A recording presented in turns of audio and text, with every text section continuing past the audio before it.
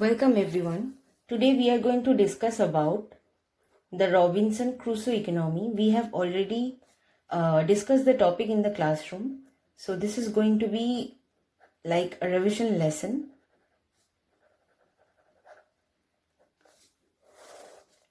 Now Robinson Crusoe economy is a part of general equilibrium. When we study general equilibrium, we mainly start with the exchange economy where we have two consumers and two goods economy. So there are no producers. The concept of production is not there. The goods, the amount of goods that the consumers are exchanging among themselves, it is fixed in the exchange economy. Then we move on to the production part of the economy. And in the production part of the economy, we have Robinson Crusoe economy. So the main property of the Robinson Crusoe economy is that here we have one consumer, one producer, and two goods economy.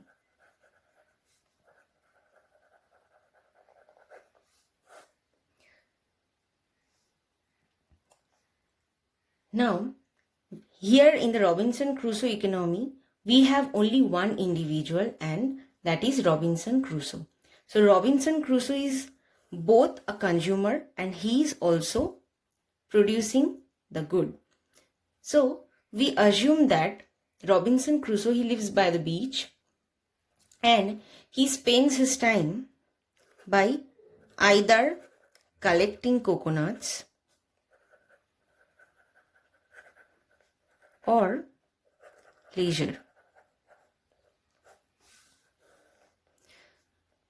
So he spends time either collecting coconut or he consumes leisure. So his indifference curve, it consists of coconuts and leisure.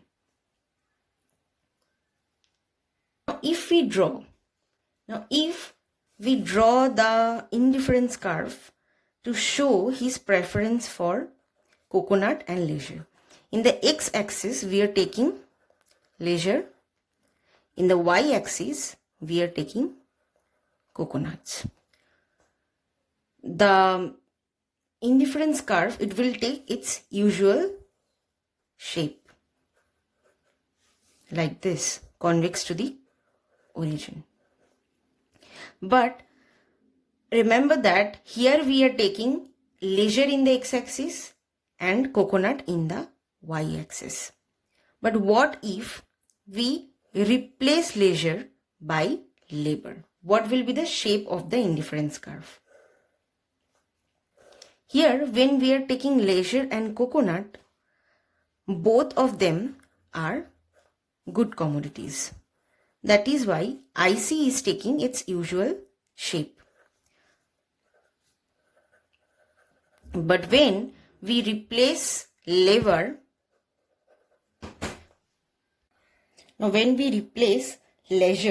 with labor, the IC will not take its usual shape. It will be upward sloping and convex to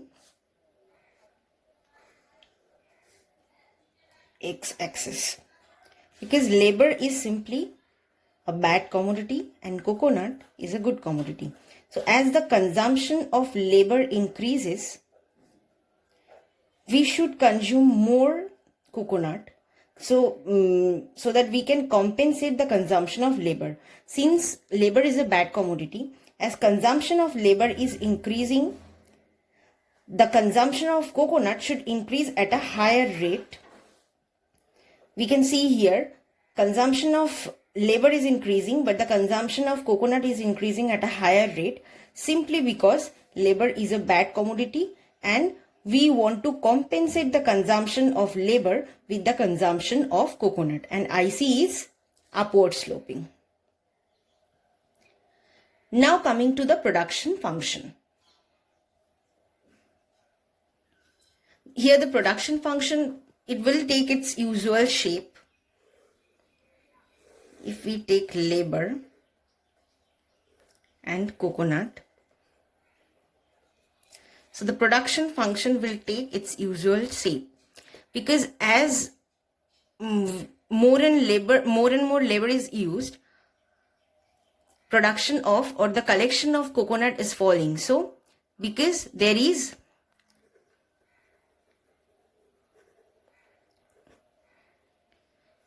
diminishing returns to labor, so simply the MPL is falling. That is why production function it's taking is usual shape. Now what if we join this IC in, this is figure 1, this is figure 2, and this is figure 3. If we draw both figure 2 and figure 3 together to find out what is the best combination of coconut and labor that the Robinson Crusoe should consume. Let us see what should be the best combination of labor and coconut that he should consume. Now we we first draw the production function, labor, taking labor in the x-axis and coconut in the y-axis. We draw the production function. Now we look for the indifference curve, the highest indifference curve that is tangent to the production set. So in this diagram, in figure 4, the highest indifference curve which is tangent to the production set is IC2, and they intersect each other, they are tangent to each other at point E. So at E we find the most preferred combination of labor and coconut that he is going to consume. So he is going to consume L star and C star.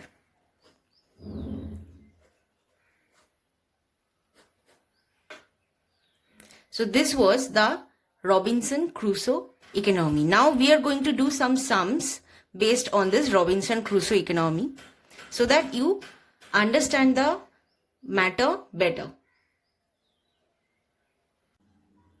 Now let us discuss a sum on it. Sum from the Robinson Crusoe economy.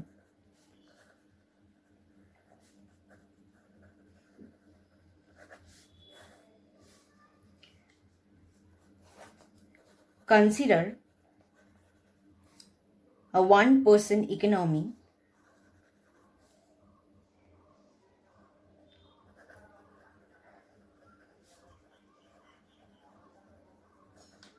in which the utility function of individual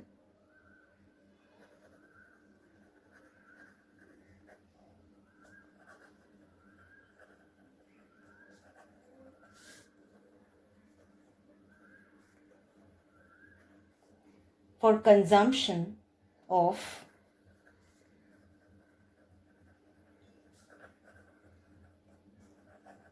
two goods X and L, where L is the leisure, is given by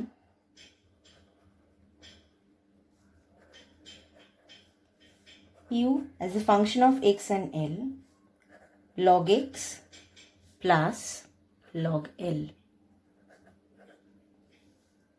The person is endowed with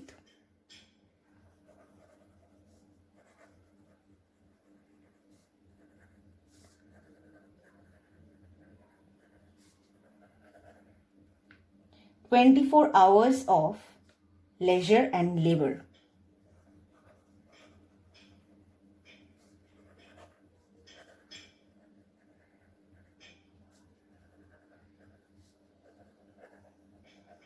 His production function is given as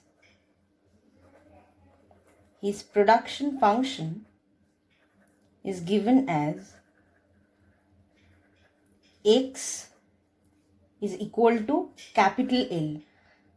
Remember, small l denotes leisure, whereas capital L denotes labor. Now, determine the competitive equilibrium in the economy.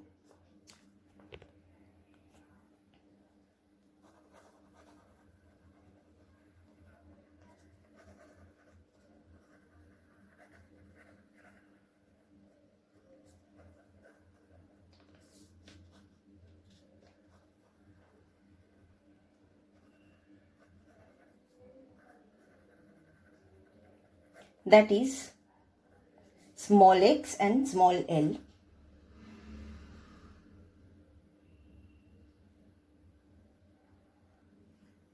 comma, W by P.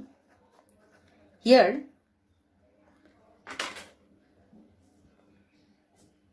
W is the wage rate and P is the price of X.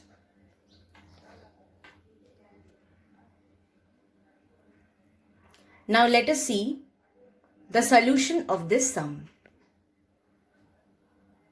Now let us start the sum. We will solve the sum now. Remember, in the Robinson Crusoe economy, one individual is both a consumer and a producer as well. Since he is a producer, he is going to maximize his profit, and since he is a consumer, he is going to maximize his utility. So we will start with the profit maximization part. Okay. Now if we write the profit, pi is equal to, the revenue part will be P into X, because the individual with his labor, he is producing X good and the price of X is given as P, minus the cost will be W into capital L. So he is maximizing this profit. Now if we remember,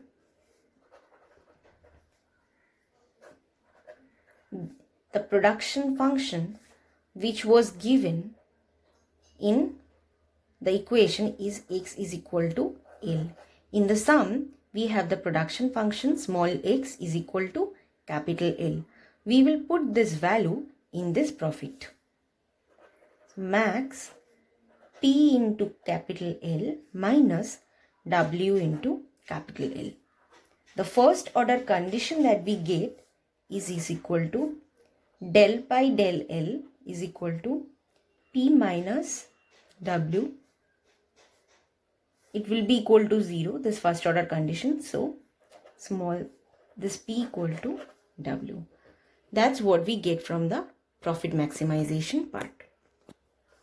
Now let us solve for his utility maximization. We know that the individual has he is spending his 24 hours in a day either by consuming leisure, that is small l, or by producing X with his labor. So small l leisure plus capital L labor will be equal to 24, or capital L is equal to 24 minus small l.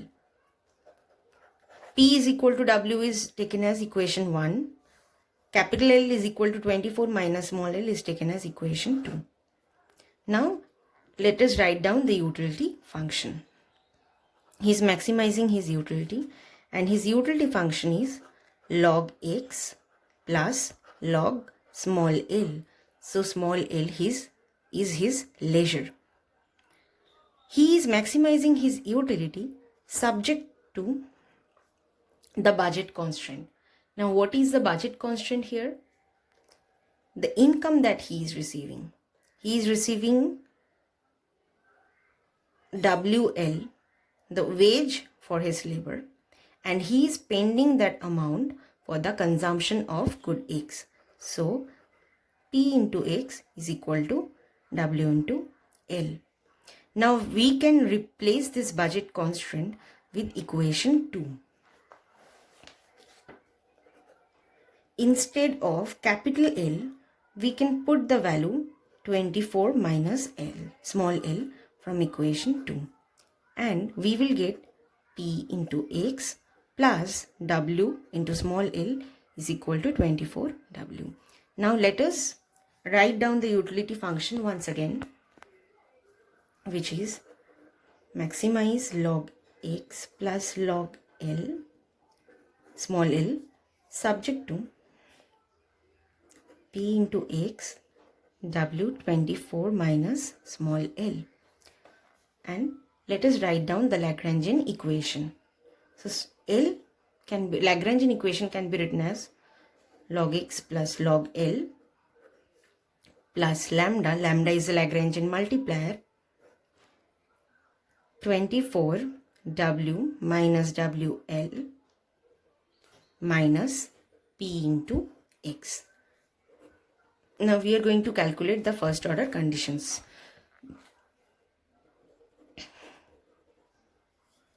One by X minus, from here we will get minus lambda into P. This is equal to 0. So solving this, we get 1 by X is equal to lambda into P. This is equation 3. Now from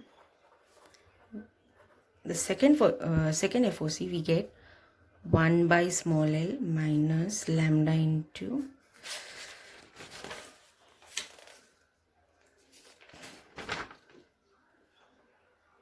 here we will get lambda into W. This will also be equal to 0. So we are getting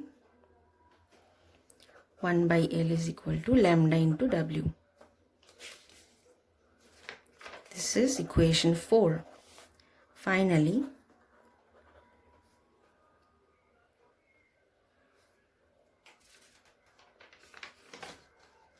(24) into W minus WL minus PX is equal to 0.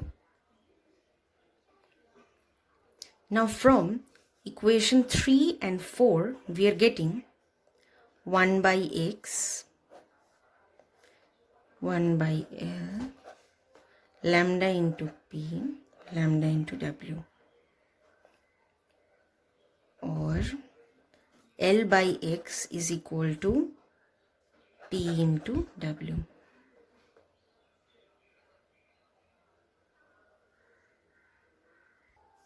Now here P into X is equal to W into small l. This is small l, equation 5. Now from the profit maximization part, if we see the profit maximization part, equation 1, we will see that P is equal to W in equation 1. So here, if we put P is equal to W from equation 1, we will get small x is equal to small l from equation 1. This equation, small x is equal to small l, can also be written as equation 6. Now if you remember the budget constraint, there we had px plus w into small l plus 24w. Here if we put equation 5, we get wl plus wl 24w. So 24w. So 2l is equal to 24. Small l, that is leisure, is equal to 12. So small l leisure is for 24 hours. Then what will be labor? We know labor is equal to 24 minus L. So labor is also for 24 hours. We also know that the Px is equal to small l From this we can put the value, get the value of x as well. So is x equal to w by p into small l. Now we know p is equal to w. So w by w cancels out. X is equal to small l, 24. So what are the value that we are getting? Small l is equal to 24 hours. Capital L is equal to 24 hours. X is equal to 12. These are the answer. Now, let us solve another sum from this Robinson Crusoe economy. Sum number 2. Robinson's utility is U equal to Y into small l. Here, Y is unit, the good that he is producing, and small l is leisure hour.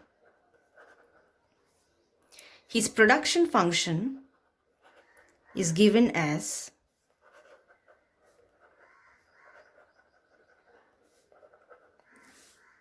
capital Y is equal to root over capital L. L is labor hour.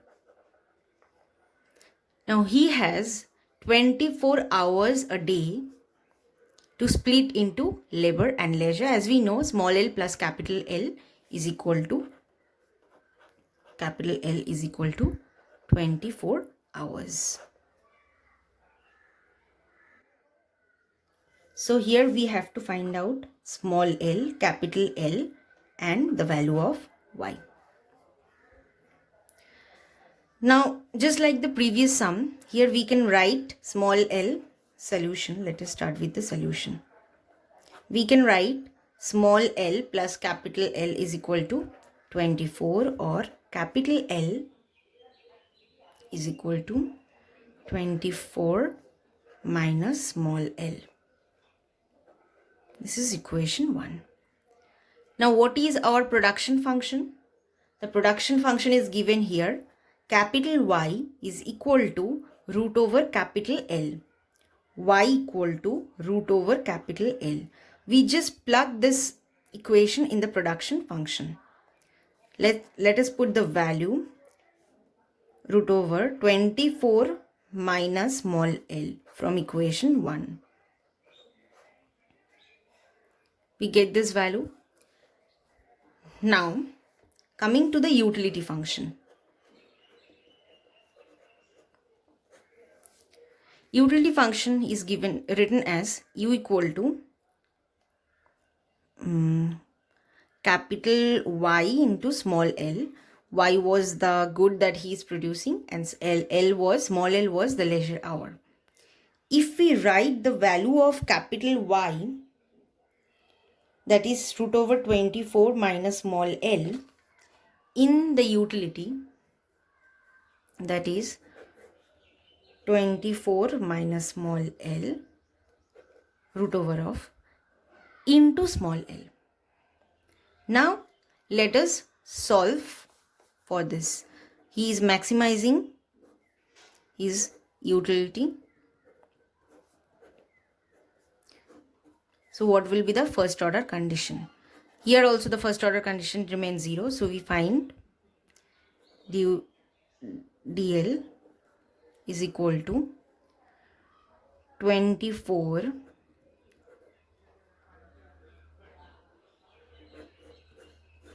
minus L root over plus L into this part. We have to do it. So half into 24 minus L minus half. Now we are differentiating L separately. If we differentiate L separately, here we will simply get a minus sign. So if we write down this again, 24 minus L, root over of 24 minus L plus, sorry, minus L by 2, 2 into 24 minus L. This will be equal to 0. du dl is equal to 0, or root over of 24 minus small l is equal to L by 2 into root over 24 minus L. Solving it, we get 24 minus L root over into root over L by 2. 24 L by 2 plus L, or 48 L plus 12.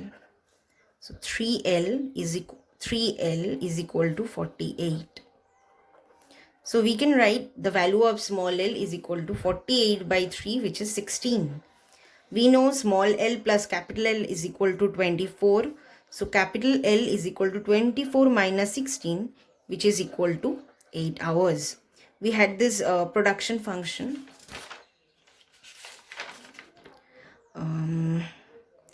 Production function is given here, root over of L, capital L, root over of 8. So this will be something around 2.8 hours. So we finally get the values. Small l is equal to 16, capital L is equal to 8, and capital Y is equal to 2.8. This is not hours. Sorry, Y's unit is not hours. This will be the final answer. Thank you guys.